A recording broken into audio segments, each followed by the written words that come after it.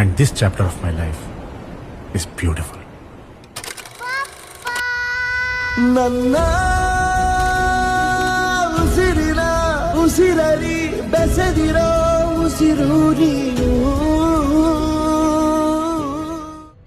ನೀನೇ ನೀನೇನೆ ನನ್ನೆಲ್ಲ ಆಸೆ, ನನ್ನ ಕನಸೆ, ನನ್ನೆಲ್ಲ ಸೊಗಸೆ.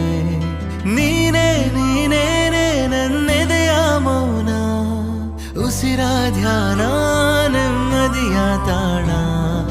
ನಿಧಿಯಂತೆ ನೀನು ಈ ಬಾಳಿಗೆ, ಬೇಕಿನ್ನು ಬೇರೆ ಏನು. ನೆರಳಂತೆ ಇರುವೆ ನಿನ್ನ ಜೊತೆಗೆ.